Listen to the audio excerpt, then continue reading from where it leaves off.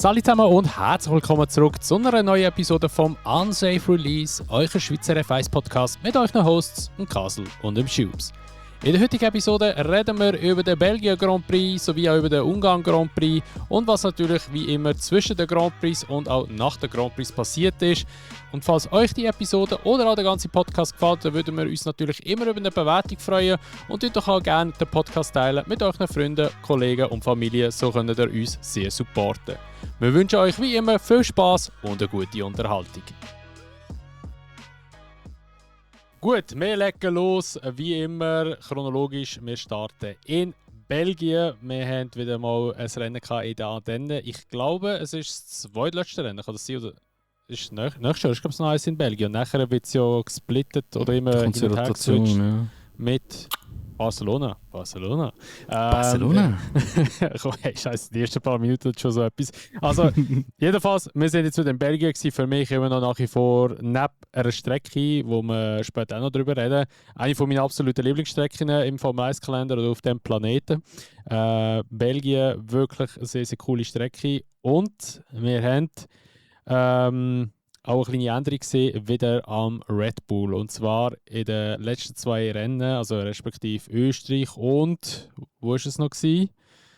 Oh, Silverstone. Silverstone, genau. Haben wir ja gesehen, dass der Mr. Max Verstappen ein bisschen Probleme hat mit seinem Auto, respektive man ist ja davon ausgegangen, inoffiziell auch, muss man da an dieser Stelle sagen, weil Red Bull hat das nie offiziell kommuniziert, dass sie Probleme haben, angeblich, dass der Rear Wing, also es ist ja nicht mehr DRS, aber wir sagen jetzt einfach mal, der DRS-Flap hinten nicht mehr richtig geschliesst. Also sind ja da der Macarena Wing, wo das so dreht. Und der schließt angeblich nicht mehr richtig. Manchmal. Nicht immer, aber manchmal. Und das ist mit unter anderem so der Grund, wieso das Auto dann nachher auf der Hinterachse so instabil wird und sich dann nachher wegspinnt. Jetzt hat Red Bull da mal eigentlich wieder zurückgerüstet auf Belgien, hat dort eigentlich sozusagen wieder den alten Flap drauf da und hat dann nachher eigentlich das ganze System nochmal überarbeitet, wo ja jetzt Red Bull jetzt wahnsinnig viel geholfen hat, weil ich denke, der Macarena Wing wird wahrscheinlich schon mehr Performance bringen.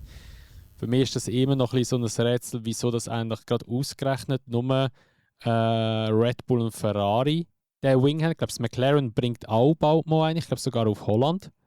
Aber wieso das kein anderes Team der am Start hat? Also wieso setzt eigentlich nur die gerade drauf? Ist das echt von der Philosophie vom Fahrzeug her, wie man die Luft leitet ums Auto oder was ist echt da der Grund? Was meinst du? Ja, ich glaube, bei vielen habe ich das Gefühl, eben jetzt gerade zum Beispiel ein Audi, ein Cadillac, wird es schlichtweg, man hat gar nicht daran gedacht oder hat sich überlegt, ja, ist das denn wirklich legal? Man weiss ja, dass Red Bull und Ferrari relativ früh schon ihre Vorschläge gebracht haben. Das wahrscheinlich einfach im Development Cycle von der anderen erst viel zu spät herausgefunden worden ist. Wegen dem bringt es jetzt auch McLaren relativ verspätet, also eigentlich erst in die zweite Hälfte rein. Und dann glaube ich, dass zum Beispiel bei einem Aston Martin das halt einfach schlichtweg nicht in die Autophilosophie hat reingepasst. Oder man sieht ja auch, das Auto sieht ganz, ganz anders aus als die meisten anderen.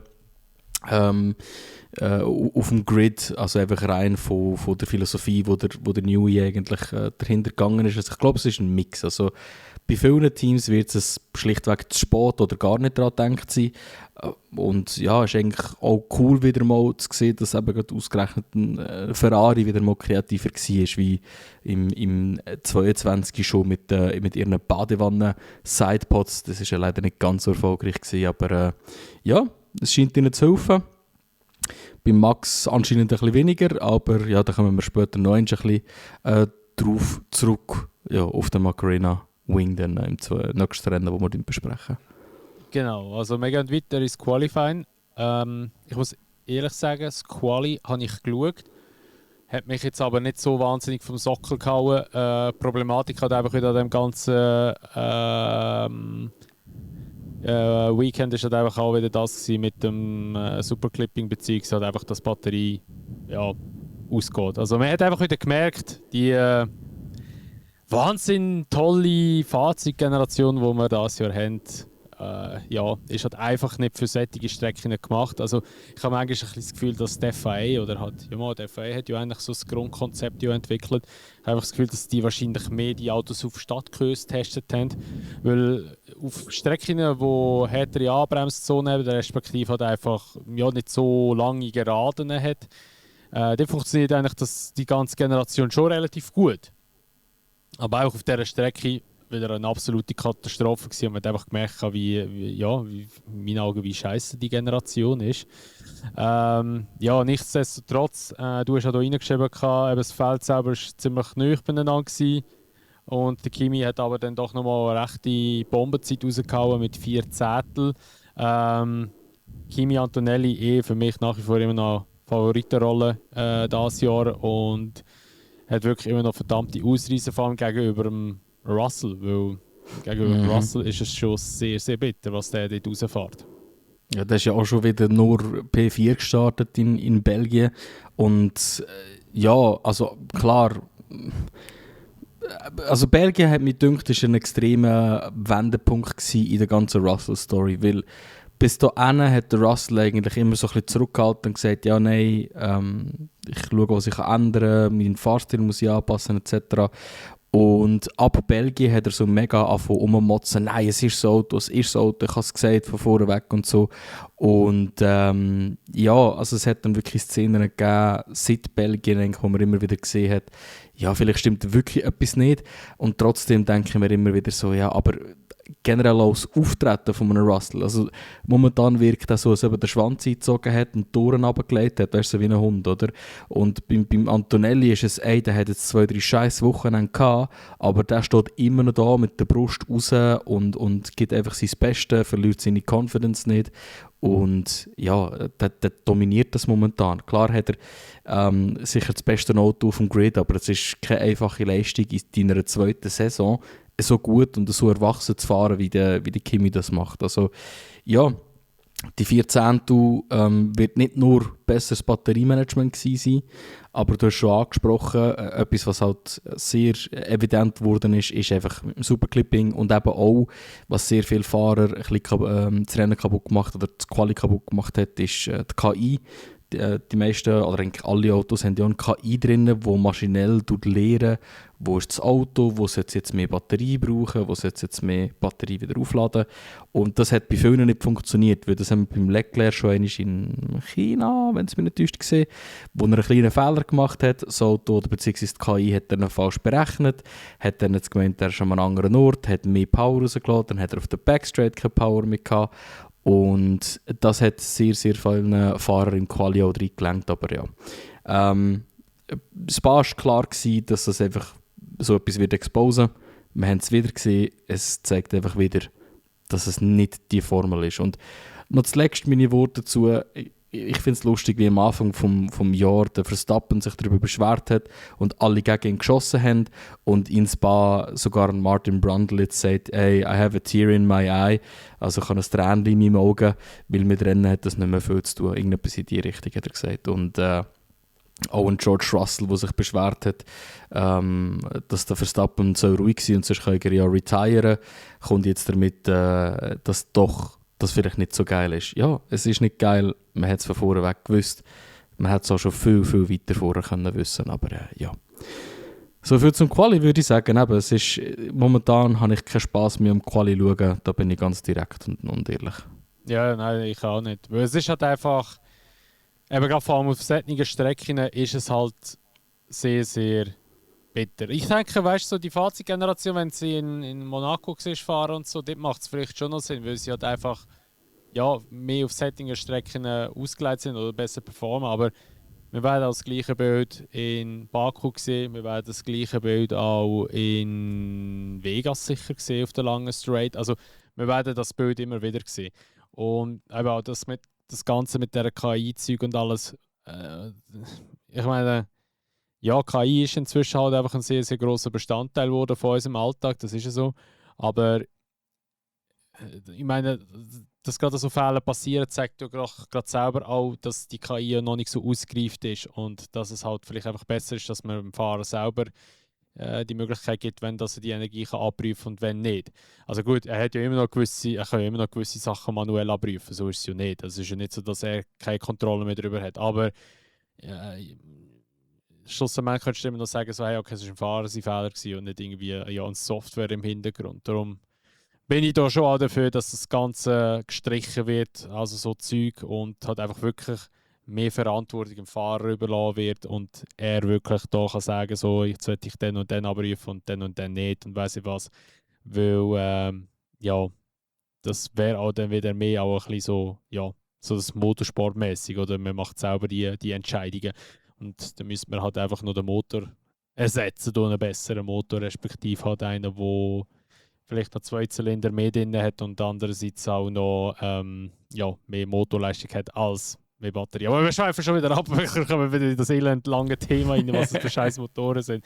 Ich wollte eigentlich nicht darauf eingehen, obwohl der Simi das wahrscheinlich gerne hören, wie wir wieder über das ragen, aber heute nicht, Simi, es tut mir leid, heute wirklich nicht. Er hat uns legit letzte geschrieben, ich freue mich schon auf den nächsten Podcast, wo wir uns wieder eine halbe Stunde lang darüber aufregen.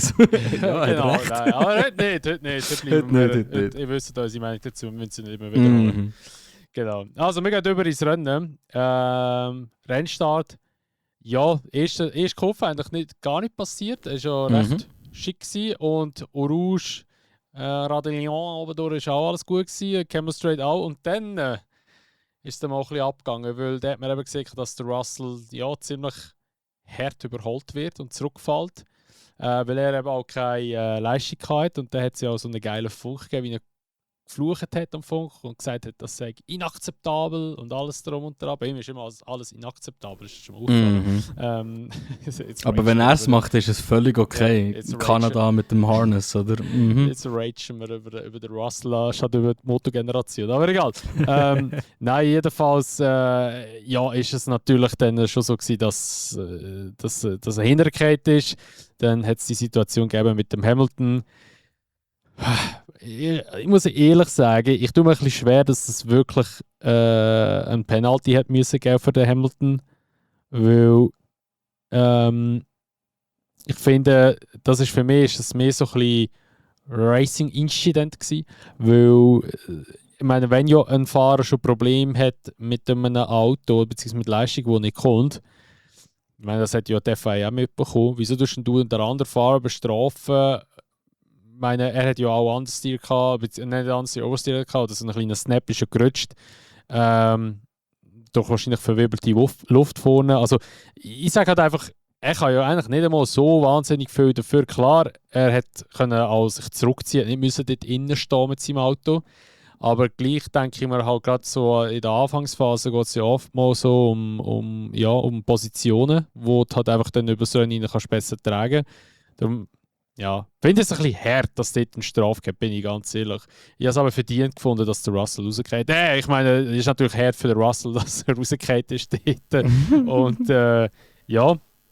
ist natürlich bitter für seine WM, muss man ganz klar sagen. Aber was ist deine Meinung zu dem Penalty, was es gegeben hat? Ja, also vielleicht zuerst schnell, aber bitte für seine WM. Für mich ist der Dreier der Moment gewesen, wo so die Frustration vom Russell ist überkocht. Er konzentriert sich nicht mehr, er beschwert sich über dem Radio und dann wieder so rausgekegelt und ja, wieder mal, ja, wer weiß, vielleicht auch einigermaßen ein bisschen sein eigenes verschulden. Für mich ist das, glaube ich, der Wendepunkt für die Championship. Ich glaube, ab jetzt klar, nach der Sommerferien haben wir schon viele Fahrer gesehen, die mit einem guten Mindset wieder zurückkommen etc.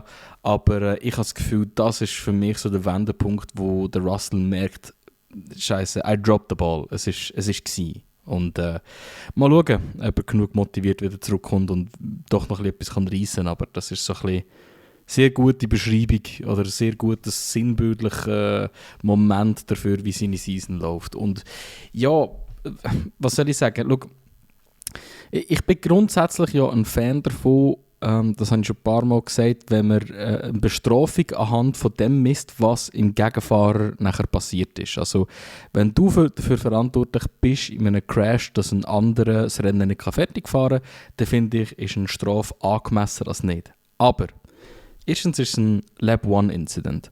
Zweitens, ich habe es jetzt sogar nochmal offen, das Video, der Russell fährt ihm schon halt einfach auch hure über die Fresse. Und der Hamilton hat nicht wirklich viel mehr Platz, wo er ihm noch kann lassen. Und ich habe dann auch schon im Rennen mir sofort gesagt, ja, das gibt keine Penalty. Ich weiss noch, ich habe das mit 2-3 Leuten auf dem Discord geschaut und ich habe dann rausgelassen, ja, das gibt niemals eine Penalty. Und wir sind alle dieser Meinung im Discord. Niemand hat überhaupt noch nach der ersten Runde über den Crash diskutiert. Oder nicht, ob es eine Penalty gibt oder nicht. Und vor allem, wenn man bedenkt, was dann später noch passiert, bin ich noch weniger einverstanden, dass ein Hamilton eine Penalty bekommen hat. Schlichtweg. Aber ja, was willst du machen? Lap 1 habe ich eigentlich immer gemeint, dass man ein bisschen chilliger drauf ist. Ja, ich finde es lustig, es hat mega viele Leute im Internet, die dann direkt wieder gekommen sind mit «Ja, Hamilton wird wieder benachteiligt, weil er schwarz ist». Das war ja mal ein verdammtes Ding mit ihm. Er hat ja auch mal in einem Interview gesagt, «Maybe it's because I'm black». Ja, aber, voll, ja. Legend. Aber nein, also für mich absolut keine Penalty. Ja, für mich auch nicht. Also gut, ja. Aber allgemein, ich glaube, Hamilton in dieser Season, der ist ein bisschen am Penalties farmen. Also in Ungarn ist ja dann auch noch mal einer dazugekommen. Aber ja, wir gehen mal weiter. Eben Sainz hat Frontwing Damage gehabt, muss ich ehrlich sagen, das weiß ich selber nicht einmal mehr. Ja, es ist irgendwie Turn 1, Lap 1 leicht in einem Alpine hinten reingefahren. Incident, okay. Yes. Ja, okay, gut. Ocon Berman, an den kann ich mich erinnern, die zwei Teamkollegen, aber ich muss auch ehrlich sagen, das ist halt immer so ein bisschen, wenn Ocon dabei ist. Ocon ist irgendwie so ein, neben den Teamkollegen hat es einfach nie gut. Ja, du hast recht. Ja, es ist halt einfach so, oder? Er ist irgendwie so immer ein bisschen, ja, wenn es ein Teammate ist oder Ocon hast du als Teammate, dann hast du einfach verloren, weil der steckt einfach nicht zurück. Der denkt sich wahrscheinlich, Kollege, sind Teamkollegen, was machst du? Und der andere denkt sich so, genau das Gleiche wahrscheinlich auch, aber das kommt einfach nie gut. Und ja, was wir gesehen haben, ist eben halt durch die Motoren eben das Jojo-Racing halt eben vorbei und dann wieder vorbei. Also beziehungsweise du bist überholt worden und dann in der nächsten Gerade überholst du ihn wieder. Ist halt einfach so, weil es ja, mit dem Motorenmapping ja, so möglich ist, respektive mit der Managementverteilung halt so möglich ist. Aber ja. Nein, wir regen jetzt nicht wieder auf über die Motoren, wirklich nicht. Ich könnte schon wieder aushalten, aber ich wollte jetzt nicht. Ich wollte wirklich nicht. Ich wollte das jetzt einfach im Simi nicht geben. Also, Leclerc Piastri Collision, no Penalty.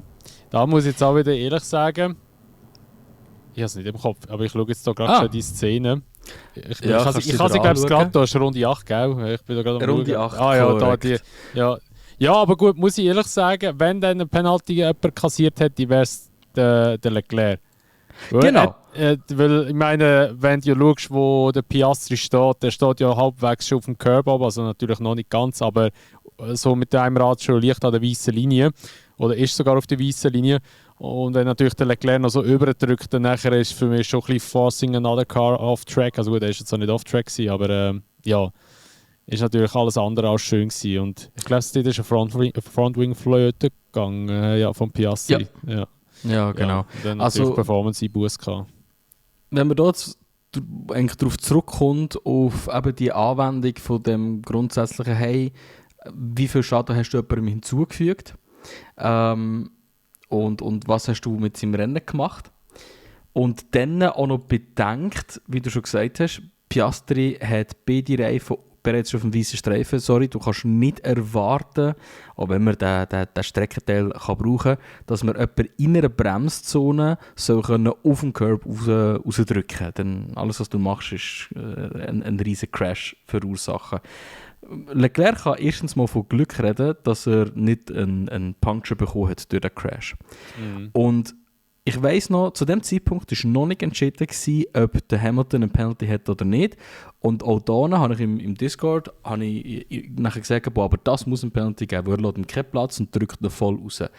Und wo dann das nicht passiert ist, wo keine Penalty für einen Leclerc kam, bin ich wirklich relativ hässig gewesen. Also da kann ich es nicht verstehen.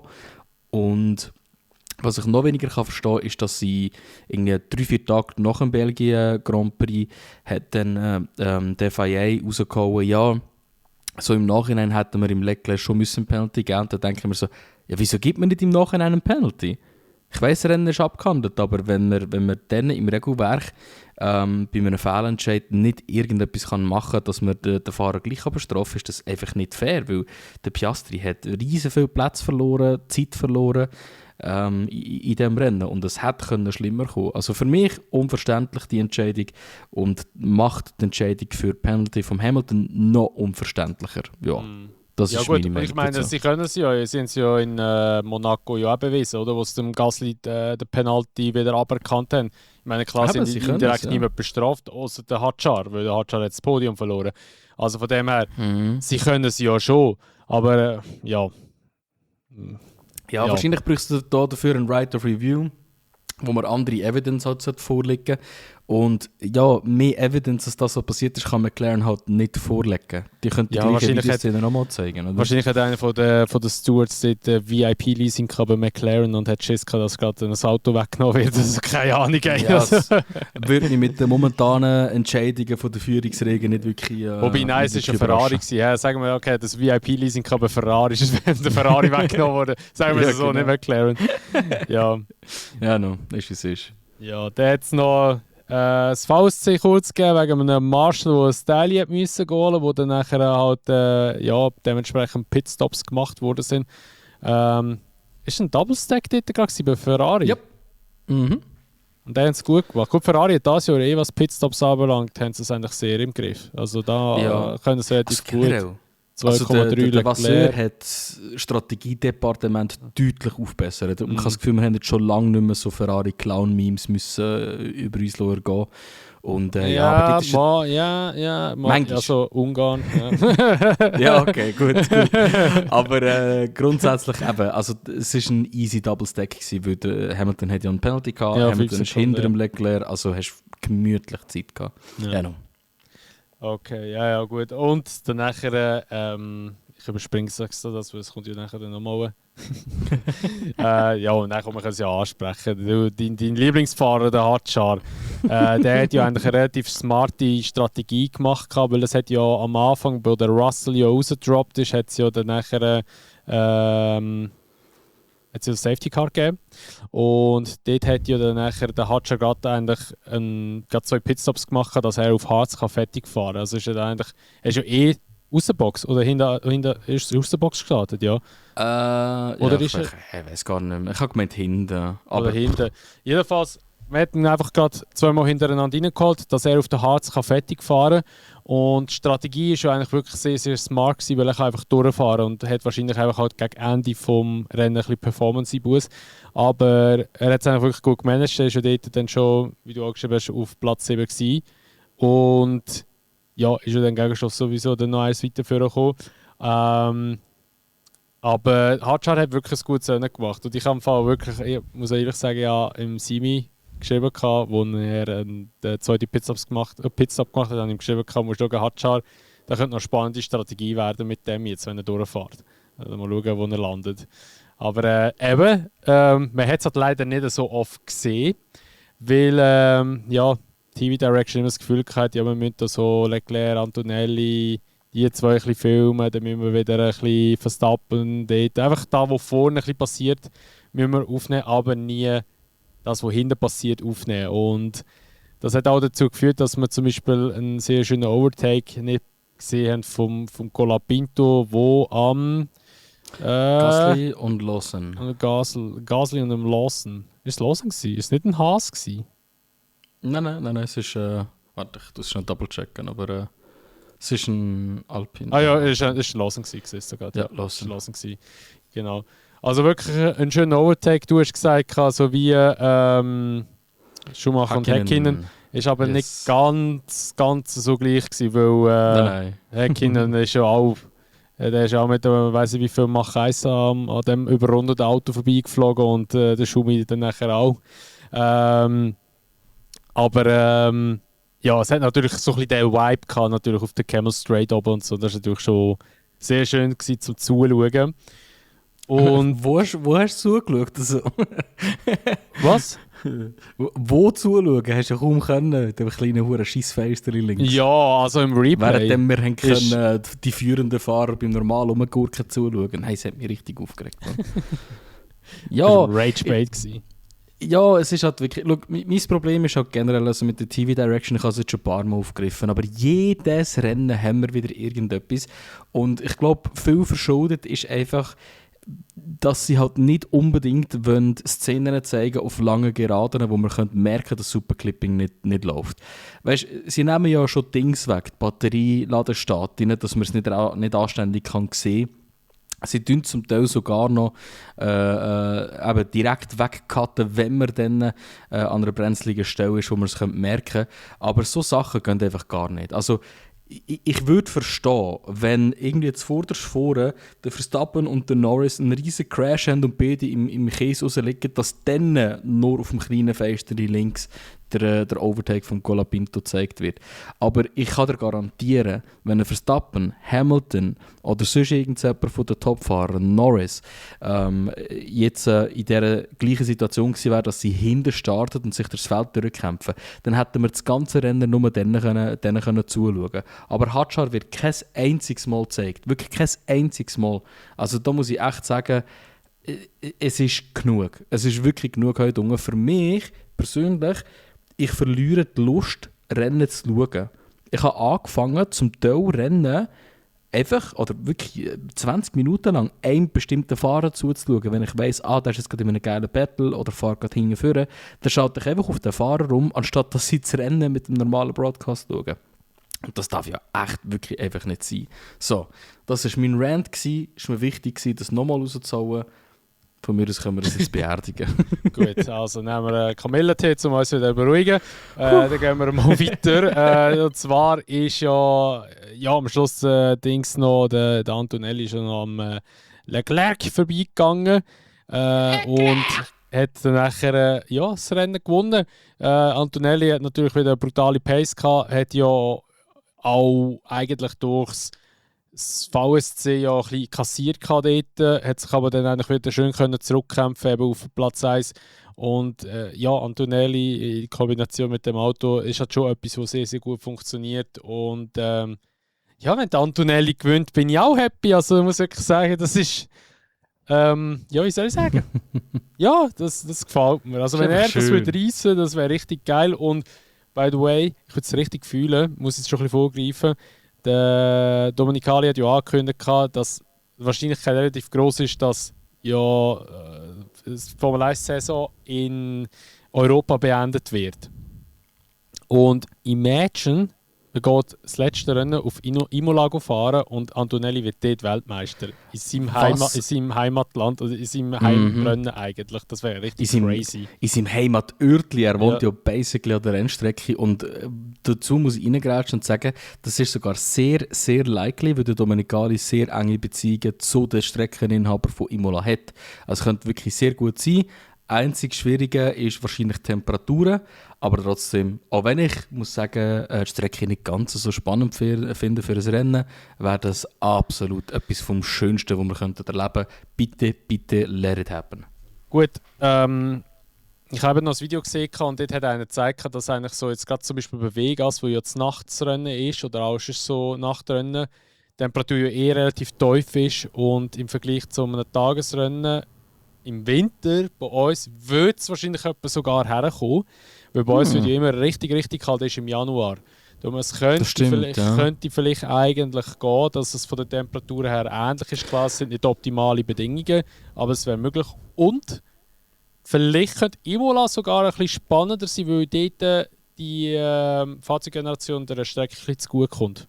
Das stimmt, ja. Rein vom Layout Layout einzige Problem ist der Platz. Also es ist halt einfach nicht so breit. Aber stimmt, eigentlich wäre das eine super Strecke für die Generation, du hast recht. Ja, aber vielleicht gibt es auch Möglichkeiten oder ein bisschen Orte, wo man anders überholen kann, wo man vielleicht vorher gar nicht so kann. Weil eben die Autos sind ja auch kürzer, schmäler geworden. Ein bisschen. Darum, ja, wer weiß, vielleicht würde ja Imola ziemlich spannend werden. Auch im Raum steht ja noch Portimao, Türkei und that's it, glaube ich. Hockenheim hat sie auch noch ein bisschen gemunkelt, aber Hockenheim ist nicht realistisch, muss ich sagen, weil einfach das Geld nicht um ist. Leider haben wir auch schon darüber diskutiert ab dem Podcast ab, aber muss ich wirklich auch sagen, Portimao oder Istanbul cool finden. Istanbul ist aber die Strecke einfach nicht in einem Zustand. Haben wir am allerletzten Istanbul-Rennen noch gesehen, wo wirklich super ist für Formel 1. Aber ja. Ja, wir werden es sehen, wo es dann hergeht gegen Schluss. Eben jetzt, aktueller Stand ist immer noch so, dass Katar und Abu Dhabi noch im Kalender drin sind noch nicht gestrichen. Aber man reagiert halt jetzt schon ein bisschen, weil ja die WEC Series ja in Spanien und Italien ja das Finale wird machen. Darum muss man sich auch in naher Zukunft etwas überlegen, weil ja, es ist tatsächlich so, die Saison geht zwar noch bis in Dezember rein, glaube ich, Formel 1, oder sicher bis Ende November. Und es sind noch, glaube ich, 11 Rennen. Etwa 10 oder 11 Rennen sind jetzt noch. Also es ist nicht mehr allzu lang. Und ja, klar, es kann noch viel passieren bis dahin. Es kann natürlich auch sein, dass der Nahostkonflikt sich wieder beruhigt. Das werden wir auch alle hoffen, dass dort mal auch wieder ein bisschen Ruhe reinkommt. Und dann werden die Rennen sicher stattfinden. Aber ich denke, sie werden alle das möglichst weit rauszögern, weil ja, wir müssen ja nicht darüber diskutieren, dass Katar oder auch Abu Dhabi sehr, sehr grosse Summen zahlen, dass die Formel 1 bei ihnen fahren oder die Formel 1 Rennen bei ihnen stattfinden. Darum, ja, mal schauen. Wir werden es sehen in den nächsten paar Monaten, wie das weitergeht. Ja, das war so ein bisschen Belgien gewesen. Belgien eben an und für sich ein ziemlich langweiliges Rennen eigentlich, abgesehen von dem, was so ein bisschen am Anfang passiert ist. Also ich persönlich habe es jetzt nicht so extrem spannend gefunden, wie schon oft eigentlich in dieser Saison die Rennen. Es hat schon 2, 3 Rennen gegeben, die ein bisschen rausgestochen haben, aber ja, das war eher so, mal gewesen. Dann nachher zwischen Belgien und Ungarn ist eigentlich nichts Nennenswertes passiert, außer dass ja Aston, aber das ist glaube ich schon in Belgien gewesen, angekündigt hat, dass sie mit einem grossen Update nach Ungarn kommen. Und das ist insgesamt sind das sogar 16 neue Updates gewesen, die sie gebracht haben auf Ungarn. Also der Aston Martin ist eigentlich komplett die Baseback jetzt. Bis auf den Motor, den haben sie noch nicht erneuert. Das ist rein nur ein Aero-Paket gewesen, das sie draufgegeben haben. Und ja, wir kommen nachher noch mal ein bisschen zu essen, wie das so ganz performt hat und gefunkt hat. Du hast schon reingeschrieben, also gerade weil ich sagen, es ist gerade noch gelesen. Practice 1, also das erste Training, ist eigentlich mehr wieder so ein bisschen das Young Driver Test gewesen. Es ist ja so, dass 2-mal im Jahr oder 3-mal, weiß gar nicht, 2-mal oder 3-mal im Jahr müssen Teams immer einen Nachwuchsfahrer in ein Formel 1 Auto einsetzen und eine Trainingsphase mit dem machen. Das sind sie dazu verpflichtet. Viele Teams greifen da eigentlich auf ihre Nachwuchsfahrer, die sie fördern, zurück. Ich sage mal in Klammern. Ich sage nachher gerade wieso. Ja gut, der Westi ist ja schon ewig eigentlich dabei bei Mercedes. Ist eigentlich noch, erzählt er noch als Young Driver eigentlich? Ja, also er zählt als Young Driver, weil das Einzige, was dich dafür qualifiziert, ist, hast du schon mal ein Rennen gefahren oder nicht? Respektive, bist du ein Rookie oder nicht? Und da der Grund, wieso dass ich das in Klammern sage, ich finde es ein bisschen schade, wenn man jetzt das anschaut. Ich greife da schnell vor, oder beziehungsweise übernehme das schnell. Das ist der Frederik Westi, Mercedes, der Leonardo Fornaroli bei McLaren, der Ryo Hirakawa bei Haas, der Paul Aron bei Alpine und der Colton Herta bei Cadillac. Von diesen Fahrern haben wir den Westi, der Reserve und Development Driver ist. Der Ryo Hirakawa, der Reserve und Development Driver ist. Der Paul Aron, der Reserve und Development Driver ist. Und die einzigen zwei, die du wirklich so ein bisschen in ein Förderprogramm noch anschauen kannst, wo Potenzial haben, um eventuell in die Formel 1 zu kommen, ist Leonardo Fornaroli und der Colton Herta. Fornaroli will Champion. Colton Herta will America. Das ist eigentlich der einzige Grund. Und das muss ich sagen, finde ich fuck yeah! Finde ich sehr, sehr schade. Weil Colton Herta, mich hat er schon bei der IndyCar nicht so überzeugt. Er ist gut, aber er ist nicht. Also, ich habe schon ein paar Mal gesagt, ein Pato O'Ward, der ist jetzt, glaube ich, schon 2- oder 3-facher IndyCar-Champion, würde viel mehr Sinn machen, zum Überkommen. Und man sieht es jetzt auch an seiner Performance, der hat seit 5 Rennen keinen einzigen Punkt geholt. Der ist Platz 16. Also in der Formel 2, ja. In der Formel 2, ja. Genau. Der fährt nur Formel 2 momentan. Der ist Platz 16 mit 26 Punkten. Währenddem hast du Nikola Zolow, der sehr viel Druck macht. Der hat 3 Rennen am Stück gewonnen. Das hat noch kein einziger Fahrer, beziehungsweise es haben nur 2 andere Fahrer geschafft, Charles Leclerc und George Russell. Du hast einen Gabriel Mini, also wohl gesagt, Zoloff, Red Bull Affiliation, Mini, Alpine Affiliation. Rafas hat eine Kamera, der hat auch Affiliation zu einem Team, aber ich weiß nicht welches. Und Ferrari. der fährt auch sehr, sehr stark. Ferrari, ja. Und die Fahrer haben bis jetzt noch keine Chance bekommen. Es gibt aber später in der Season dann ein bisschen Chancen für die. Ich habe das irgendwo mal offen gehabt. Ja, ist auch nicht ganz so wichtig. Aber ich finde es einfach schade, wenn man einfach nur Reserve- und Development-Fahrer nimmt, zum testen, ob das, was im Simulator war, auch wirklich Sinn macht. Ist aber natürlich jetzt schon, sag jetzt mal, taktisch gesehen das richtige Vorgehen. Ich hoffe dann einfach, dass am Ende der Saison in, ja, wahrscheinlich nicht Abu Dhabi oder Imola, dass dann effektiv Fahrer genommen werden, wo man wirklich auch die eigentlich für eine Formel 1 Promotion in Erwägung ziehen. Wir werden es sehen.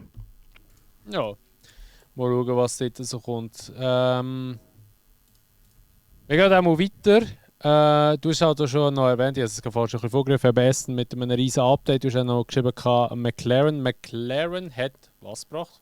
Unterboden? Nein, die gebracht. Oh, ich weiß gar nicht, was sie gebracht haben. Ich weiß nur, dass das Zeug, das sie gebracht haben, offensichtlich sehr gut funktioniert hat.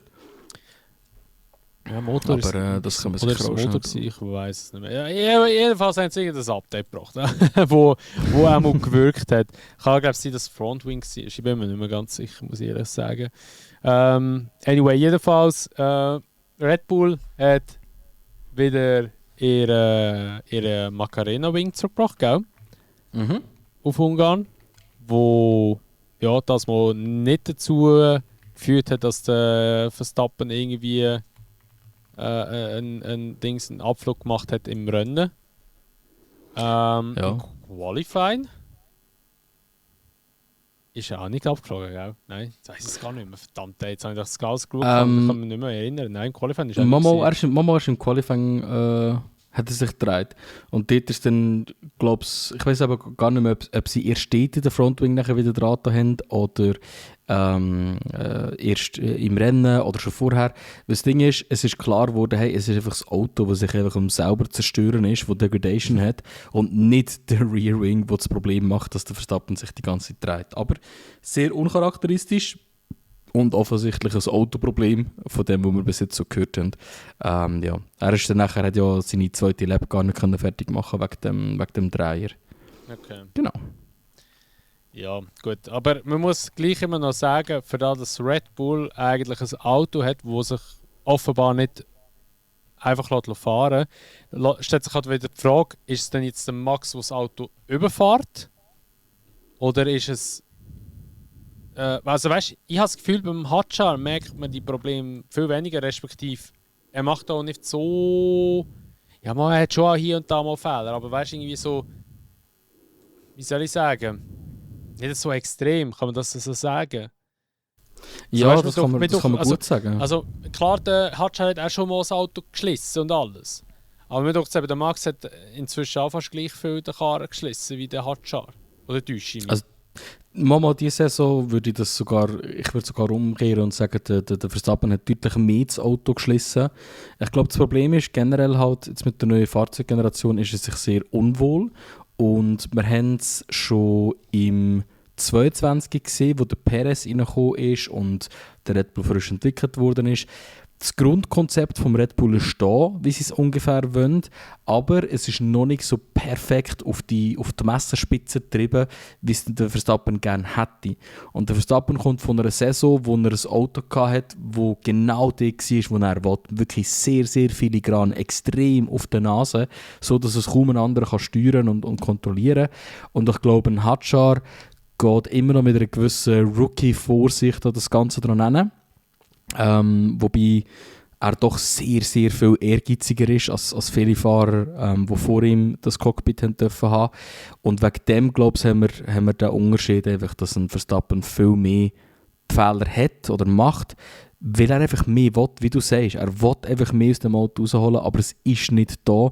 Und ja, ich glaube eben, vieles davon wird wirklich einfach nur ein Design sein, das nicht wirklich auf die Messerspitze getrieben ist, wie er es will, und vieles davon wird auch einfach ja, generell die Abnutzung vom Auto sein. Das ist das, wo das Team auch sagt. Ich glaube grundsätzlich in dem, was Teams sagen, weil, ja, wieso sollten sie lügen? Das würde ja niemals ein Formel 1-Team machen.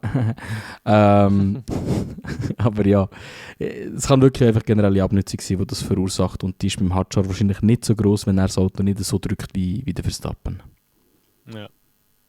Ja, was halt schon auffällt, ist, dass der Hadjar rein von der Performance her oder vom Gap her zum Verstappen sehr, sehr nahe ist. Und das ist etwas, was man jetzt eigentlich in den Jahren, also in den letzten paar Jahren, wenn du einen Teamkollegen beim Verstappen hast, hast du das nie gehabt. Also alle sind irgendwie immer recht weit weg. Klar, jetzt auch Hadjar und Verstappen gibt es ab und zu vielleicht mal eine größere Differenz. Aber sonst muss man schon sagen, so rein von der Gap her ist er doch immer relativ nahe. Ja. Und das letzte Mal, wo es das eigentlich geht, muss man wirklich sagen, ist wahrscheinlich zwischen Danny und dem Max gewesen. Sonst hätte es das eigentlich in dieser Zeit nicht mehr gegeben. Ja. Klar werden jetzt Leute sagen, ja, aber der Perez. Ja, der Perez ist doch auch 5-6 Zehntel immer weg vom Verstappen. Er hat einfach das Glück gehabt, dass der Red Bull derwegen dominant war, dass es immer noch gelangt hat zum P2 und 3 während die ganze Zeit. Das ist so. Ist einfach so. Also Danny ist wirklich der Längste. Ja. Und das ist eigentlich krass, weil du überlegst, der Danny ist jetzt fast 10 Jahre her, als er bei Red Bull war. Das ist crazy eigentlich. Also, und er ist ja nur weg, weil seine Pride ein bisschen angekratzt war. Ja. Der hätte easy mehr rausholen können. Der hätte easy sogar in meinen Augen um die Championship fighten, wenn er noch geblieben wäre. Da finde ich ein bisschen hart. Also ein bisschen schwierig. Ich meine, schlussendlich hat er sich ja einfach vom Wettkampf gedrückt. Und ich glaube es auch. Also ich frage mich halt einfach immer noch, wieso das es gemacht hat. Also eben einerseits wahrscheinlich eben wegen dem Wettkampf, wo er nicht eingehen wollte, weil wahrscheinlich hat er gewusst, hey, ich bin langsamer. Oder er hat einfach gewusst, hey, Red Bull tut so fest auf das, wir wollen den jüngsten Weltmeister haben und alles drum und dran, sie sind das so forcen, dass sie eben halt einfach mehr eben um ihn um ein Team aufbauen als um Ricciardo. Und er hat sich wahrscheinlich dort schon ein bisschen, wie soll ich sagen, ein bisschen verarscht gefühlt.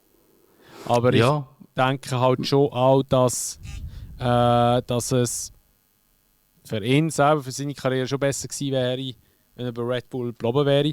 Jedoch zweifle ich schwer daran, dass er die Championship geholt hätte mit Red Bull, bin ich ganz ehrlich. Also er selber. Ja, vielleicht nicht Championship geholt, aber ich sage, er hat sicher mehr mitfahren als alle anderen, die das gemacht haben. Da bin ich fast überzeugt. Weil so, weißt du, so 2021, wo das Auto wirklich Anfang so konkurrenzfähig wurde, ist, dass eben um einen WM-Titel fahren konnte. Jetzt wirklich kein Hate gegen Perez. Ich denke, er wäre schon besser gefahren als der Perez. Oder er hätte ihm vielleicht eine kleine Gap mit Punkten als der Perez. Aber also ich denke jetzt nicht, dass es plötzlich irgendwie so ein Dreikampf wäre zwischen Hamilton, Verstappen und Ricciardo. Das denke ich nicht. Ich denke, es wäre immer noch Verstappen und Dings gewesen, Hamilton. Das glaube ich auch. Weil das Ding ist, im 21. Der Verstappen ist im 21. für mich wie zu einem Fabelwesen geworden, wie zu einem Gott. Ich habe das Gefühl, der hat im 21. etwas in sich unlockt, wo er auch die darauf folgenden Jahre, ja, vielleicht, was ist das 22? Nein, das 23 ist die dominante Season. Nein, 22, gell? Nein, 23 ist so. 23, ja. Ist, wo er eigentlich alles gewonnen hat, gefühlt. Genau, 22 ist ja Ferrari recht strong gewesen. Ja, stimmt. Im 23 ist das vielleicht nochmal so ein bisschen gekommen, aber ich habe das Gefühl, dann im 24 hat er nicht mehr den Inbrunst gehabt. Jetzt im 25 auch nicht mehr.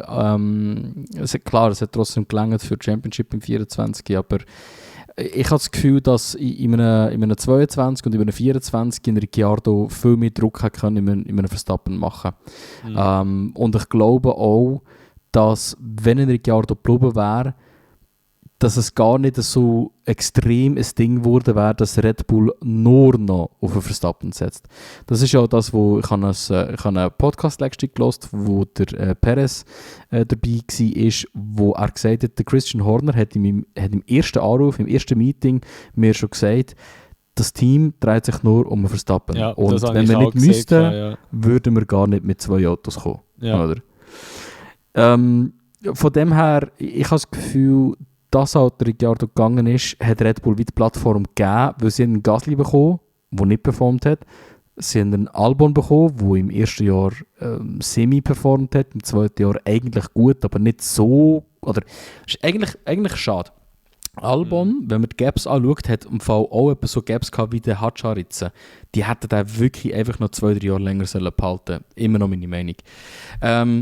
Ja, in any case, ich glaube, das hat ihnen halt wirklich die Plattform gegeben. Und jetzt sind wir da, wo wir sind, weil der Ricciardo nicht gegangen ist. Das ist echt krass, das ist etwas, was wir noch nie darüber geredet haben. Aber das ist ein sehr, sehr guter Punkt.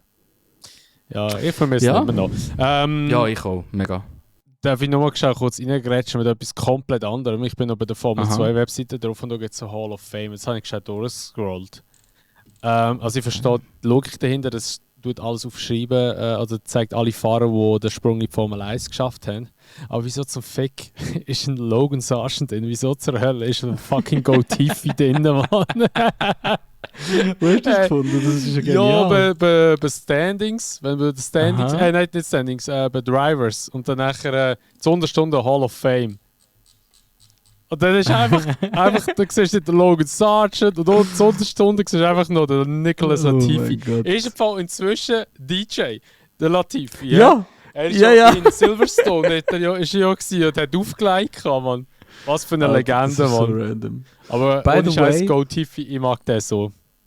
Ja, absolut. Das ist ein Fahrer, dem habe ich alles Gute immer gewünscht. Auch wenn er nicht so der talentierteste war, aber ich hätte es irgendwie schön gefunden, wenn er noch ein bisschen weitergezogen hat mit seiner Racing-Karriere. Boah, Nick de Vries ist schon so einer. Oh Gott. Darum habe ich seinen Racing-Anzug bei mir hängen. Ja, One of one. So sieht es aus. Noch ein kleiner Fun-Fact zum Formel 2 endgültig abschließen. Es hat noch kein Formel 2 Fahrer die Formel 1 Weltmeisterschaft gewonnen. Und der erste Formel 2 Fahrer, der gekommen ist der Alexander Albon, wohlgesagt. Also was? Was hast du jetzt mal, den Satz, den du gesagt hast? Es hat noch nie ein Formel 2 Fahrer die Formel 1 Weltmeisterschaft gewonnen. Ja, aber der Lando. Das war nicht Formel 2 gewesen. Lando ist Formel 2 gefahren. Nein, der ist GP2 gefahren. Nein, der ist ja auch da drauf, siehst du schon. F2. Aha, sorry, nein, ich muss anders sagen. Du meinst Championship gewonnen bei Formel 2, meinst du, oder was? Nein, es hat noch nie einen Championship-Winner, sorry, jetzt ist es korrekt. Alter Futzdumm, das habe ich komplett falsch gesagt. Es hat noch nie einen, der Formel 2 gewonnen hat, Championship, Formel 1 Championship gewonnen. Eben, das meinst du so. So, ja, gut, so macht es Sinn. sagen. Ja, genau. Ich sagen. So, ich habe auch keinen Sinn, was du gesagt hast. So. Ja, Entschuldigung. Siech, ey. So, also, wir sind jetzt recht abgeschweift. Wir sind eigentlich jetzt inzwischen im Qualifying in Ungarn. Und in Ungarn ist es ja eigentlich gerade so wichtig, dass man auch dort den Pol hat wie in Monaco, weil einfach die Strecke das kaum zulässt zum Überholen. Hat man gedacht.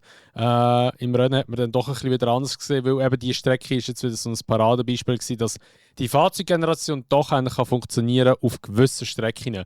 Weil man jetzt gedacht, Ungarn ist jetzt doch nicht so langweilig gewesen, wie es auch schon war. Weil sonst war Ungarn immer so, gewesen, ja, ist halt das Wochenende. Aber man hat jetzt gedacht, Ungarn ist schon interessanter gewesen zum Zuschauen als zum Beispiel Spa, muss ich ganz ehrlich sagen. Hat es mich jetzt persönlich gedacht.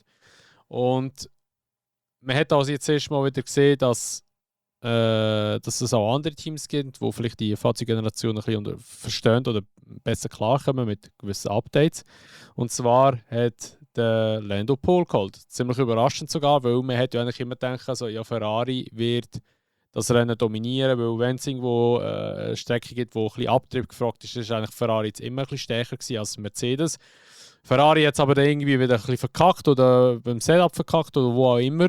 Und dann nachher ist der Lando plötzlich auf der Pole gestanden, was für mich ziemlich überraschend war, weil ich gar nicht damit gerechnet habe. Aber ja, im weiteren Verlauf des Wochenende hat man dann auch schon gemerkt, dass der Lando wirklich der schnellste Fahrer war, das ganze Wochenende drüber. Ja, definitiv. Sorry, ich bin gerade noch fokussiert auf die Hall of Fame-Seite. Die ist wirklich cool. Ja, sorry. Quali, I'm zoned out. Ja, aber ich hatte davon geredet, dass ich sehr überrascht war, dass ich merke, das ist gar nicht so krass. ich bin gerade im Album sein Beschreiben am Lesen. Ja, aber ich habe gerade gesagt, ich bin sehr überrascht, dass einfach der Lando vor allem Pole geholt in Ungarn und dass eben Ferrari eigentlich ziemlich wieder verkackt hat, obwohl das man gemeint hat, dass sie ja Favorit sind an diesem Wochenende. Aber man hat dann eben im Verlauf des Wochenende eigentlich schnell mal gemerkt, dass der Lando ja der schnellste Fahrer ist in Ungarn im Moment. Ja, definitiv. Und für mich war dann im Quali schon klar gewesen. Also es ist ja die erste Pole gewesen, die nicht Mercedes macht, by the way, dieses Jahr. Für mich ist ab dann schon klar gewesen, hey, McLaren ist jetzt wirklich wieder auch im Fight dabei, weil ja bis Belgien ist schon besser gewesen, aber bis und mit Belgien eigentlich, ja, sind sie eigentlich eher so um Platz 6 bis 3 am Kämpfen gewesen, maximal. Und jetzt sind sie definitiv im Fight wieder mit dabei. Und ja, Ferrari hat viel mehr müssen machen eigentlich. Nicht zuletzt vor allem auch der Hamilton, wo dann ja noch einen Grid-Drop bekommen hat. Der hat ja relativ frustriert seine Runde beendet, gemerkt hat, es war nicht mehr drin gewesen und hat dann ja, einerseits vielleicht wegen Missinformation, andererseits weil er halt einfach auch vergessen hat, dass Ferrari auch Rückspiegel hat, der Piastri wirklich extrem behindert. Also so eine starke Behinderung habe ich wirklich schon sehr, sehr lange nicht mehr gesehen. Also wenn du so den Satz rausschneidest, dann würde es so hart tönen, Mann. Ich habe es auch gerade gedacht. Aber halt, das ist halt das Schwierige in der deutschen Sprache. Eine Verhinderung kann man vielleicht auch sagen, aber das ist so auch nicht richtig. Behinderung ist wirklich das richtige Wort für das. Aber das ist extrem. Also, dass der Piastri da nicht noch hässiger war, ja, hat wahrscheinlich nur damit zu tun, dass er generell ein ruhiger Mensch ist. Aber also das geht gar nicht und absolut eine verdiente Grid-Penalty für Hamilton. Genau. Ja, beim Penalty ist in dem Wochenende nicht geblieben. Es hat dann nachher nochmal eine weitere gegeben, weil er 0,1 km schnell gefahren ist. Aber wir kommen nachher dann nochmal vielleicht genauer darauf. Also, wir switchen mal über ins Rennen. Für mich sehr, sehr überraschend gewesen, dass der Piastri am Startfahren dort oder auch nach dem Start vorbeigezogen ist und einfach so angeführt hat. Aber man hat auch gemerkt, dass der Piastri nicht so schnell ist wie der Norris. Und vor allem ja, ist es halt wieder ein Fehler vom Norris, den er am Start macht. Also man merkt immer noch ein bisschen so die Krankheiten, die er hat, dass er einfach am Start ein bisschen am Schwächeln ist. Das hat man ja letztes Jahr schon hier und da mal gemerkt. Aber nicht nur er war am Schwächeln gewesen, sondern auch der Leclerc und vor allem der Russell, der hat auch mal gemeint, ich bleibe eine Runde stehen da, weil es gefällt mir vielleicht gerade. der gefragt hat, was ist da los, wieso und so. Und dann sagt er einfach so, ja, anti-stalled. Also, der wirklich den Start übelst verkackt und ist dann sehr, sehr weit hinterher gedroppt. Hat sich aber, muss man auch einfach erwähnen, hat sich aber im Rennen gut vorgekämpft. Also er ist dann ja nachher, ich glaube, was ist er geworden? P7, P8, irgendwie so etwas. Ich muss jetzt gerade mal sagen, habe ich da Ungarn P7 ist er geworden. P7. Er hat sich eigentlich wirklich noch mal gut vorgekämpft. Also, ja, ich meine, er war ja, glaube ich, irgendwann mal 17. oder so. Also, von dem her hat er es nicht schlecht gemacht. Er hat sich wirklich gut vorgefightet. Ja, wer auch ziemlich gut gefightet hat, ist der Sainz gewesen. Er hat aber gemeint, er muss mal da den Mr. Defense spielen oder hat man gemeint, er macht einen auf Perez oder weiss ich was. Ist da im Zweikampf mit dem Alonso, hat dann nachher den Piastri nicht gesehen, der hinterher gerösselt ist und ja, hat beinahe einen Abflug gemacht, nachher der Piastri wegen ihm. Man muss aber auch nicht dazu erwähnen, dass das ganze Blue Flag-System das ganze Weekend oder beziehungsweise vor allem das Rennweekend, oder das Rennen selber, hat nicht funktioniert. Beziehungsweise die Fahrer kriegen eigentlich immer aufs Dashboard über eine Anzeige über, hey, du musst auf die Seite, der Fahrer kommt, respektive deine Nummer wird eingeblendet. Und das hat alles nicht funktioniert und dann müssen eigentlich Marshall winken mit der Fahne. Was ich einfach nicht verstehe, ist, dein Renningenieur weiss das auch. Und wieso gibt ja dein Renningenieur keine Anweisung? Weil zum Beispiel im Qualifying sagt er auch, hey, der Fahrer kommt, gang auf die Seite. Also dort hat irgendetwas einfach hin und vorne nicht funktioniert und der Toto Wolff hat sie so schön mit Teletubbies betitelt. Und ja, das hat natürlich eine riesige Diskussion gegeben. Für mich ist die 5-Sekunden-Penalty, die er nachher bekommt, eine viel zu milde Strafe gewesen. Also in meinen Augen, bin ich ganz ehrlich, sollte der Sainz noch fürs nächste Rennen irgendwie eine Grid-Penalty bekommen. Weil das ist schon ziemlich heavy, weil das ist ja wirklich so ein bisschen Ocon-Verstappen-Vibe in Brasilien, wo gut, Ocon hat dann nachher den Verstappen wirklich abgeschossen, aber es war auch eine Runde, Erstplatzierung, und dann nachher ist das so ausgeartet. Und klar, am Ende des Tages, es hat der Brot einen Face gemacht, weil ja der Piastri nachher mit einem Getriebeschaden rausgeflogen ist, aber gleich, in meinen Augen, geht das nicht. Also da muss man wirklich ein bisschen aufmerksamer fahren, beziehungsweise da muss sich auch das Team an der Nase nehmen und halt einfach da auch eingreifen und halt einfach funken und sagen, hey, da kommt dann jemand. Ja, definitiv. Und ich meine, man hat ja immer noch Rückspiegel. Klar, wohl gesagt, das ist natürlich eine schwierige Situation, wenn du mit in einem Fight bist, mit einem Aston, und dann noch in Rückspiegel schauen. Aber ich habe Videos gesehen, Onboards von ihm. Er hat, glaube ich, etwa schon 5 oder 6 blaue Flags, bevor er überhaupt in dem Fight, in dieser langen Links, also Kurve 1, 2, 3, Kurve 2, hat. Also er hat wirklich schon ganz viele Opportunities gehabt, aber das zeigt für mich eben auch ein bisschen das blaue Flaggensystem, vielleicht irgendwo durch Lücken hat. Es gibt Leute, die würden das System gerne gar nicht haben. Die würden gerne sagen, ja, blaue Flagge heisst einfach nur, es kommt ein schnellerer Fahrer. Finde ich, kann es auch nicht sein. Schlichtweg. Also das ganz wegnehmen ist auch nicht gut. Aber geschlossenermaßen bin ich ganz bei dir. Das Regelwerk ist das Regelwerk. Und es heisst, du musst innerhalb von, was sind es, 4 Flaggen, glaube ich, 4 blaue Flaggen, musst du Platz machen, wenn es mich nicht täuscht. 3 oder 4, ja. 3 oder 4 hat er offensichtlich nicht gemacht. Und wenn man schaut, jetzt ist im Piastri für uns Schlusszeichen nichts passiert. Also er hat einfach sehr viel Zeit verloren. Aber es hat gerade so gut können ein Crash sein, wie damals Ocon Verstappen. Und der Ocon, ich habe es schnell gegoogelt, hat damals eine 10 Sekunden Stop-and-Go-Penalty bekommen. Das ist die stärkste Penalty, abgesehen von einer Disqualifikation, die du überhaupt kannst bekommen. Und ich finde, das ist schlichtweg angemessen. Da hat man easy auch das können, im Sainz geben. Ich glaube aber, und das ist ein Punkt, den ich schnell aufgreifen will, ich habe das Gefühl, der Sainz fährt extrem frustriert. Und ich habe das Gefühl, die Hölle ist los bei Williams, weil offensichtlich, was der James Vowles versprochen hat, nicht eintrifft. Das Jahr ist katastrophal. Ich glaube, der Alex ist überhaupt nicht happy und der Sainz ist wirklich, also visibly, man sieht es ihm an, der ist überhaupt nicht happy mit der Situation und es würde mich überhaupt nicht erstaunen, wenn er Ende Jahr irgendwo anders ein Plätzchen sich suchen. Ob jetzt nächstes Jahr schon oder übernächstes Jahr erst, aber mit dem Auto will er nicht länger fahren. Das ist nicht seine Ambition, schlichtweg nicht. Ja, also es gibt ja auch schon ein bisschen Gerüchte, dass er ja eben dass er den Williams-Vertrag auflösen und irgendwie da auch ein bisschen grössere Summen jetzt aber im Spiel sind, dass er gleich bleibt bei Williams und dann nachher Audi ist schon mal so ein bisschen Thematik und dann hat ja auch der Hülkenberg gesagt, also, ja, er kann ja Ersatzfahrer werden bei Audi und man schaut wahrscheinlich schon im Lager Sainz für einen alternativen Platz, weil Williams, der geht halt einfach nicht vorwärts, oder? Und es ist halt einfach seit Jahren so, dass also entweder findest du dich einfach mit dem ab, dass du einfach in einem Team fährst, das hinten nachfährt und zwischendurch vielleicht mal einen Ausreißer hat, wie letztes Jahr. Oder halt, du suchst halt einen neuen Platz, weil eben, ich denke halt einfach die Aussagen, die der James Vowles gesagt hat oder tätigt hat, dass sie vollen Fokus auf 2026 legen und alles. Ja, mag sein, dass sie das gemacht haben, aber es hat trotzdem nicht geklappt. Und ich finde halt einfach, dass da halt, musst halt du irgendwo anders wieder hergehen oder zu einem anderen Team gehen, das eventuell mehr Potenzial hat.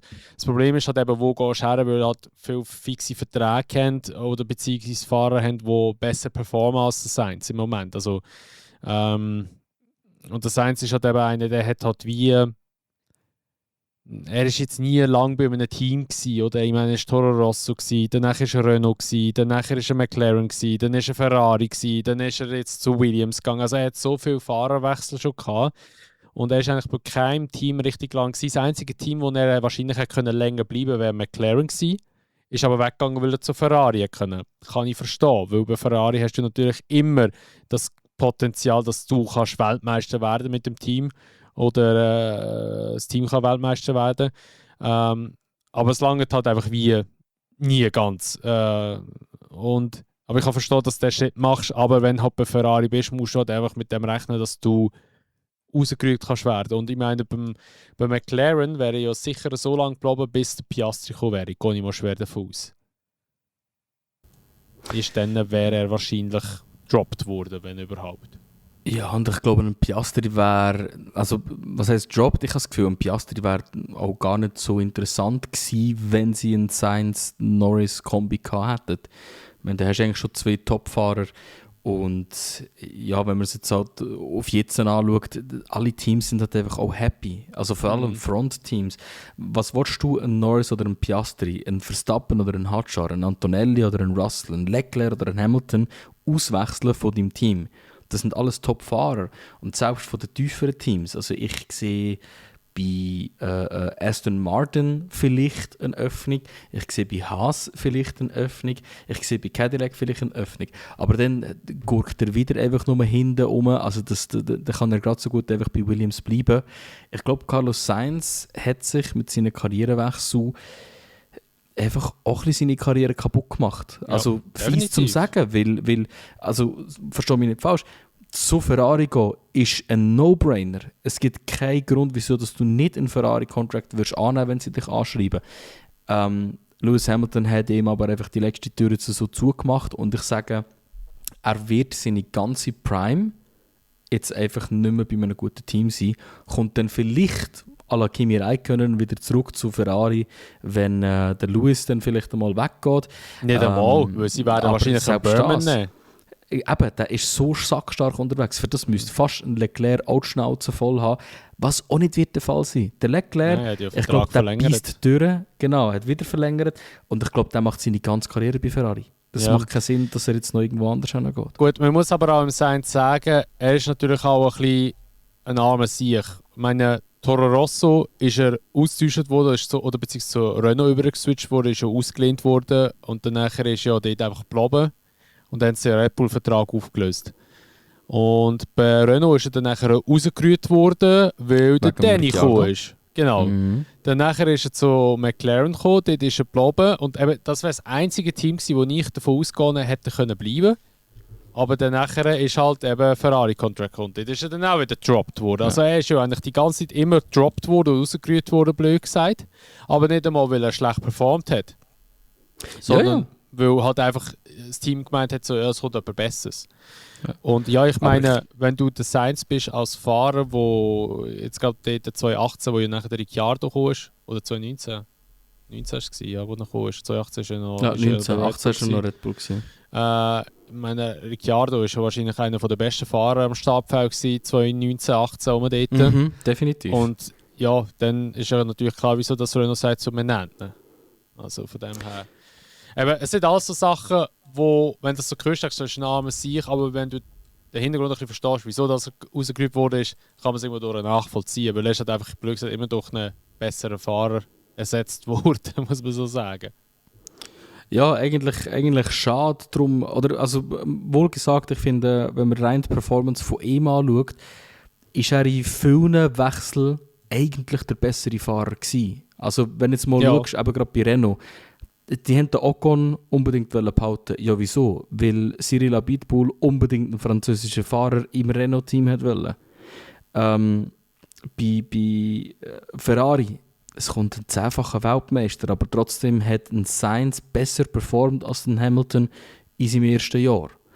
Bei McLaren, sind wir ehrlich, wäre er bei McLaren geblieben, dann wäre er wahrscheinlich früher, oder beziehungsweise wäre er wahrscheinlich der Champion geworden letztes Jahr. Ziemlich sicher. Ja, eine schwierige Karriere für ihn. Ich hoffe, dass es nicht dabei endet, dass er irgendwo hinten rumgurkt. Wir werden es sehen, würde ich mal sagen. Ja, definitiv. Gut, jetzt sind wir wieder recht abgeschweift vom Grand Prix in Ungarn. Ist okay, wir haben Mid-Season-Pause, ein längerer Podcast, plus es ist genau die Zeit, um darüber zu reden, über Fahrerwechsel. Genau, ja, also eben, das ist ja auch so eine Thematik, wer geht woher. Essen ist ja so ein riesiges Thema. Der Alonso geht, Stroll, weiß gar nicht, ob der einen fixen Vertrag, ich glaube, es hat gar keinen, aber der fährt einfach immer.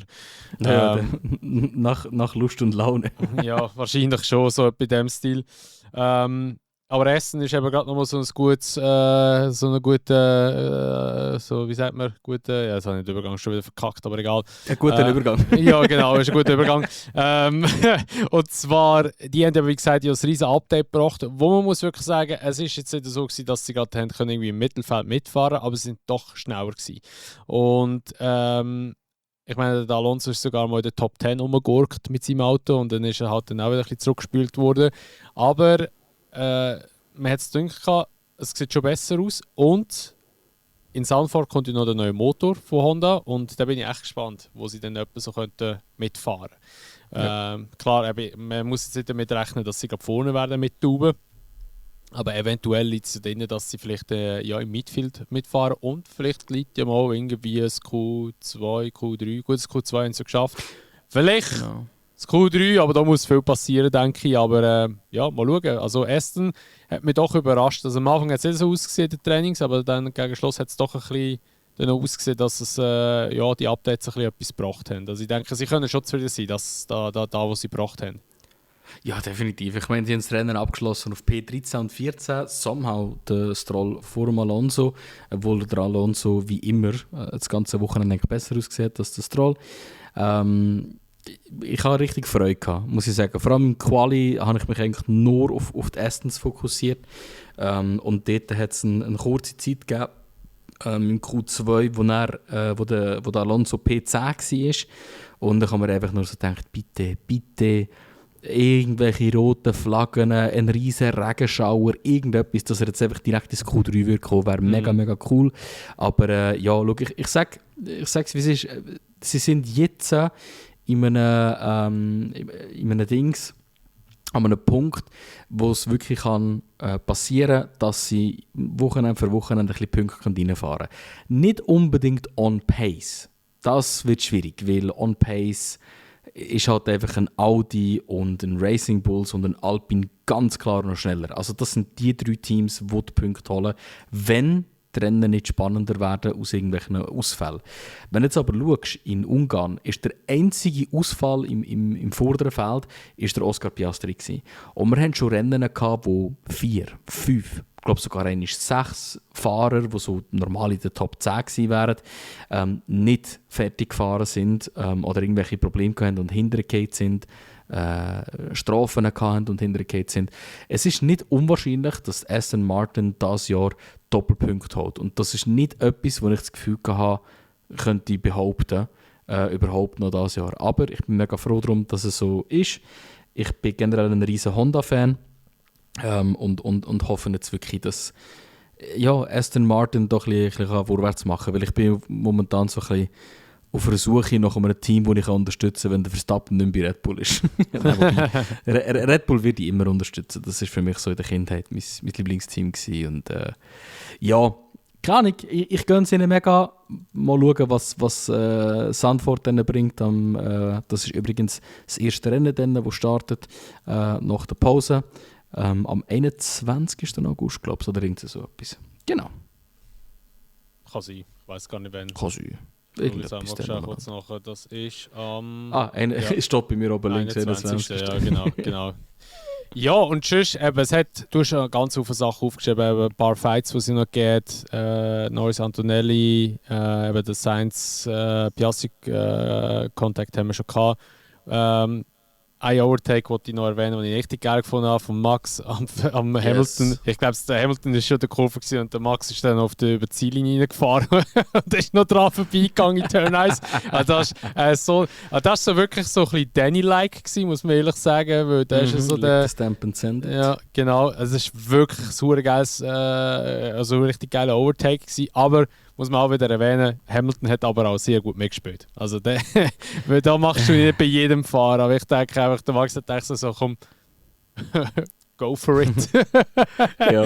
Und ist wirklich geil gewesen. Ist wirklich geil. Absolut. Und ich muss wirklich sagen, diese Saison, was ich mega am Genießen bin, ist, es ist zwar nicht um P1 und P2, aber der Hamilton und der Verstappen verwünschen sich oft gegenseitig auf dem gleichen Teil von der Strecke, in der gleichen Zeitsequenz vom Rennen.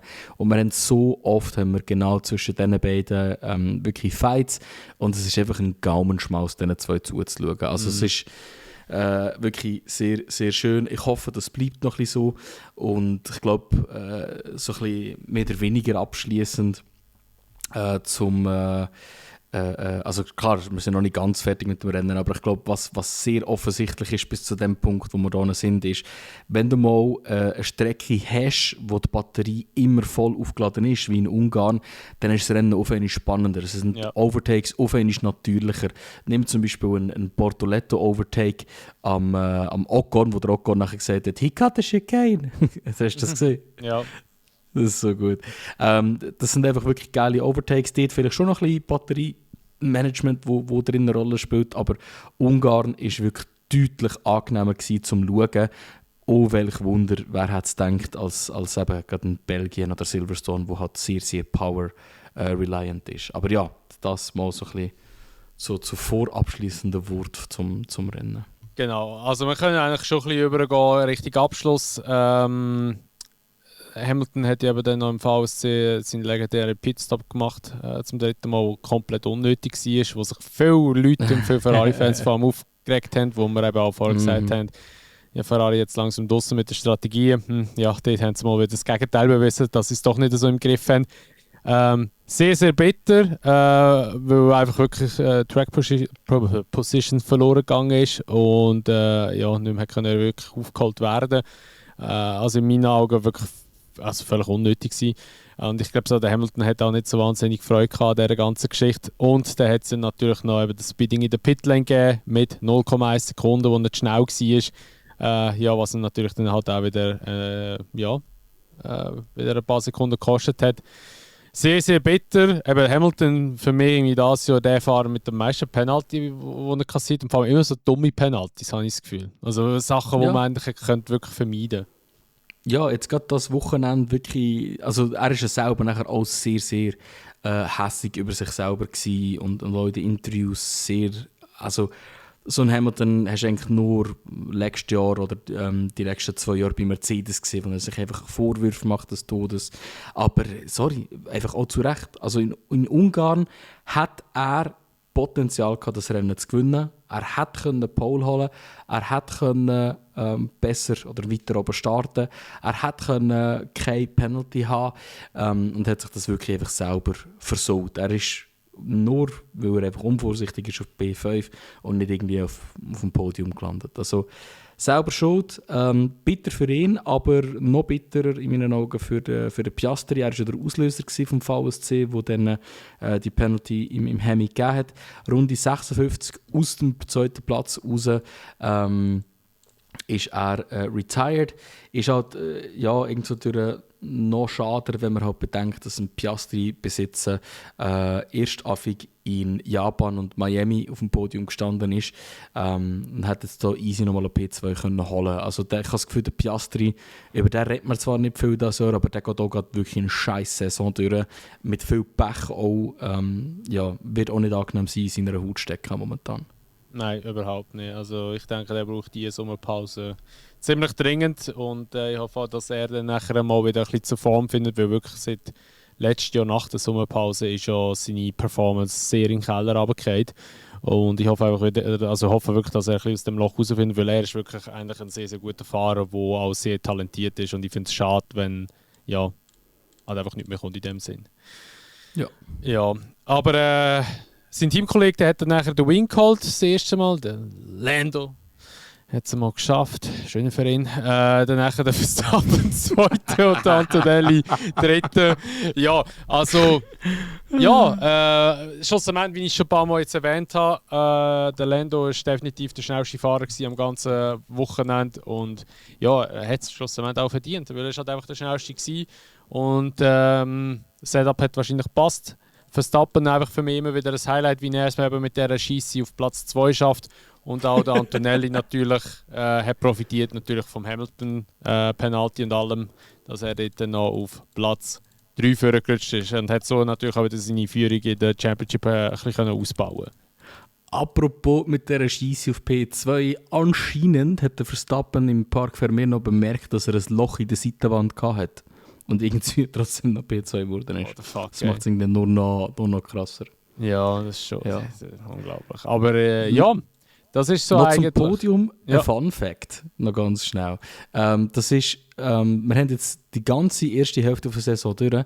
Es hat noch kein einziges Mal die gleiche Konstellation auf dem Podium gehabt. Das ist wenigstens wirklich noch eine coole Sache. Also du hast immer ist wirklich andere geil, Fahrer auf dem Schon Podium. andere gehabt. Ha. Ja. Heftig, ja. Das ist krass eigentlich. Wir haben jetzt doch schon 11, 12 Rennen gehabt, glaube ich. Also, 11 Rennen, ja. ja, das ist schon krass, ja. Krass. Ist noch geil. Ja, das ist aber sonst soweit eigentlich der Ungarn Grand Prix gewesen. Ich würde sagen, schon einer der besseren als gegenüber den letzten paar Jahren. Und dann ist jetzt eben das Ganze in die Sommerpause gegangen, respektive es hat noch eine dicke News gegeben und das ist sogar am Rennsonntag gewesen. Ist es am Rennsonntag schon gewesen? Ja, meinte ich, ja. Meinte ich, ja. Das kann gut sein, ich bin ein Ja, bisschen abwesend. meinte ich. Und zwar, Malaysia ist back. Und ich habe richtig, richtig Bock auf das. Es ist aber so, dass Malaysia nicht als Malaysia GP an den Start geht, sondern als Bahrain Grand Prix. Und das ist jetzt nicht irgendwie ein Phänomen, wo neu ist oder wo es noch nie geht. Zum Beispiel in der Schweiz haben wir finde ich, auch von Malaysia nicht gehabt, aber das Rennen in der Schweiz war nie in der Schweiz gewesen, sondern zum Beispiel in Dijon. Was hat es noch für Rennen gegeben? Es hat noch andere Rennen gegeben, die auch schon mal extern ausgeteilt sind. Zum Beispiel Klassiker, San Marino. Wir haben gar keine Rennstrecke, ist Imola gewesen, zum Beispiel. Ja, Ist stimmt. auch so etwas. Also, das hat es auch schon gegeben. Es ist nichts Neues. Oder aber weißt du noch, der Steiermark Grand Prix. ja gut, wo einfach nochmal- aber die Strecke der ist schon in Dings der ist. Steiermark. Also von dem her ist ja nicht gelogen. Ja, genau. In dem Sinne. Aber Das ist, ja. das Ding ist ja einfach das schlussendlich. Ich glaube, das ist das erste Mal, aber wo ein Grand Prix so weit von der effektiven Strecke oder vom effektiven Land weg ist. Allerdings ist es so, dass Bahrain das Ganze zahlen. Also, dass wirklich Malaysia finanziert wird durch Bahrain, dass sie dort den Grand Prix haben. Finde ich, muss ich wirklich sagen, eine mega coole Aktion von Bahrain, dass sie das machen, dass sie Geld reinbuttern, dass wir vor allem so eine geile Strecke werden haben. Die Strecke wird allerdings der Fahrzeuggeneration wieder nicht so gut kommen, vor allem wegen der zwei langen Geraden, also Backstraight und Mainstraight eigentlich. Das wird dort ein bisschen ein Krampf werden, ehrlich gesagt. Aber sonst Malaysia, eine von meinen absoluten Lieblingsstrecken. Ich finde die so geil. Und ich bin gespannt, wie es wird von der Temperatur. Keine Ahnung, es ist im Herbst, im Oktober ist das Rennen zwischen Singapur und... United States. Ja, nein, macht zwar nicht Sinn. oder Nein, es müsste vor nach Aserbaidschan vor Singapur. Genau. Ja, genau. Baku und Singapur dazwischen ist es. Lol. Und Jetzt bin ich gerade so verwirrt gewesen, sorry fürs Reinschnurren. Du siehst Aserbaidschan und effektiv, also logischerweise auch, Bahrain Grand Prix. Und ich dachte, die haben es auf der Webseite noch nicht angepasst. Mal, wenn du die jetzt Strecke anschaust, es ist ja. Malaysia. ja. Richtig geil. Ja, Anyway, das sorry. ist geil. Aber ich freue mich richtig, richtig drauf, wieder mal auf dieser Strecke drauf zu fahren. Also nicht mehr, aber halt zuzuschauen, weil es ist wirklich ein sehr, sehr guter Grand Prix, eine sehr schöne Strecke. Und natürlich für mich auch eine grosse Hoffnung dahinter, dass vielleicht so viel Anklang findet, vielleicht so spannend wird sein oder ein guter Grand Prix wird, dass die Strecke auch nie findet in den Kalender. Klar, wir haben jetzt inzwischen so viele Strecken, aber wir kommen halt nicht darum herum, dass es halt einfach immer Rotationen gibt. Aber es ist ja auch für den Streckenbetreiber viel lukrativer, wenn er nicht jedes Jahr muss viel Geld in die Hand nehmen muss, sondern jedes zweite Jahr zum Beispiel. Darum, ich hoffe schwer, dass es reinfindet, weil die Strecke braucht es im Kalender. Das ist eine wirklich eine Oldschool-Strecke, die einfach wirklich geil ist. Ja, also ich meine, nur schon, wenn ihr euch mal das Streckenlayout anschaut, man sieht immer relativ gut, wenn eine Strecke so eine typische Hermann-Tilke-Strecke ist. Oder ist immer so ein bisschen das gleiche Rezept und so. Aber Malaysia ist einfach anders. Und ich kann zwar leider nicht sagen, hey, ich kann Rennen schauen von dort. Ich habe ja erst 2018 angefangen, wirklich jedes einzelne Rennen zu schauen. Und ich habe vielleicht als Kind... Na gut, Malaysia war schon nicht so lange im Kalender gewesen, oder?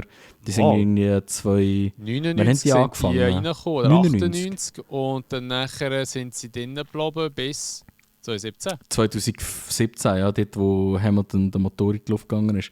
Dann das wird ich 16 vielleicht als Kind... 16? Ah, fuck. Ja, aber Dann dort, wo vielleicht- der Grosjean über den Schachdeckel reingefahren ist und abgeflogen ist. Ist es dann gewesen? Ja. Oh mein Gott, Alter. Ja, dann würde ich es vielleicht als Kind ein bisschen mitbekommen haben, aber ich habe Strecke in Simulatoren ein paar Mal schon gefahren und also ob jetzt in einem GT-Auto oder in einem Formel-1-Auto, die Strecke ist einfach auch richtig geil zum Fahren. Es ist so ein richtiger Drivers-Track. Du musst die Kurve richtig aneinander drehen, dass für die nächste Kurve der richtige Speed hast etc. Also rein zum Fahren sehr geil. Eben leider schade haben wir die Fahrzeuggeneration, aber das wird eine Strecke sein, wo ich vor allem sehr, sehr gespannt bin auf das Quali. Nicht zuletzt, weil, man denkt es vielleicht gar nicht, sehr viele Fahrer, die jetzt auf dem Grid sind, haben die Strecke effektiv noch gefahren. Also du musst führen eigentlich so Lando, George Russell, alle, die ab dann gekommen sind und Leclerc, die die Strecke nicht gefahren sind. Sonst fast alle anderen Fahrer können die Strecke und das wird auch einen riesigen Unterschied machen. Bin sehr, sehr gespannt auf die Strecke. Ich auch. Also ich freue mich sehr darauf. Und ich würde sagen, dass das eigentlich schon so weit alles schon war, was wir ansprechen in diesem Podcast. Ich denke, es wird sicher nochmal, also musst du sagen, aber ich denke, es wird sicher nochmal eine Episode geben, wo wir vielleicht ein bisschen Silly-Season-mässig könnte schwätzen, wo wir vielleicht nicht so einen extrem langen Podcast machen, aber ja, es gibt ja doch hier und da ein bisschen Gerüchte und vielleicht mal schauen, wie es in 2 Wochen so aussieht. Vielleicht ist ja schon etwas passiert, etwas Unerwartetes, aber ja, wenn ich so denke, Haas, Ocon zum Beispiel ist auch so ein Kandidat, der ein bisschen auf der Kippe ist, eben Aston, Williams, Ferrari, Hamilton, sein Vertrag läuft ja eigentlich auch aus Ende Jahr. Also Cadillac mit dem Colton Herta ist genau, Cadillac, beide Fahrer, die sogar anscheinend gedroppt werden. Also es gibt überall ein bisschen Gerüchte und Spekulationen. Also ihr seht, es ist nie eigentlich wirklich absolute Ruhe in der Formel 1. Es gibt immer etwas zum Besprechen. Und ich würde sagen, dass wir schon mal in der nächsten Episode ein bisschen die Silly-Season anschauen, mal schauen, was da so abgeht. Und eben das nächste Rennen ist ja dann erst in einem Monat oder gut in einem Monat. Und von deiner Seite her ist gut, oder hast du irgendetwas so einwerfen? Ja, nur etwas ganz, ganz Kurzes. Anscheinend hat Mercedes einen Riss in der Ölpfanne vom Russell gefunden und das war das Problem gewesen. Wegen dem wird jetzt sein Motor komplett ersetzt für nach dem Rennen. Bin gespannt, für nach der Pause. Bin gespannt, ob das in Holland wirklich etwas bringt. Und in 2 Runden, also 3 Runden, ist dann der spanische Grand Prix in Madrid. Die Strecke sieht richtig hässlich aus. Ja, mal schauen, wie es sieht. Ferrari ist ja dort schon drauf gefahren mit dem aktuellen Auto, weil sie einen Filmtag genutzt haben und weil die Strecke noch nicht FIA zertifiziert wurde oder kann ich sagen, der Beton oder Teer oder was auch immer, also einfach der Streckenbelag, so muss ich sagen, ist noch nicht von der FIA abgenommen worden, also noch nicht homologiert worden und darum haben sie mit dem Auto drauf fahren, was ja eigentlich schon nicht dürfte. Haben sie einfach eine Grauzone ausgenutzt, geschaut, Ferrari. Aber das wäre es mit der heutigen Episode vom Unsafe Release. Und schaltet auch gerne das nächste Mal wieder ein, wenn wir wieder, wie gesagt, über Silly-Season reden oder dann sicher, wenn wir dann nach dem Holland Grand Prix wieder einen Podcast machen, denke ich mal. Und sonst würde ich mal sagen, was es war. Danke vielmals, dass ihr zugelassen habt. Und dann wünsche ich euch einen ganz schönen Abend, Morgen, Mittag, wenn auch immer ihr den Podcast hört. Und dann hören wir uns dann wieder das nächste Mal beim Unsafe Release.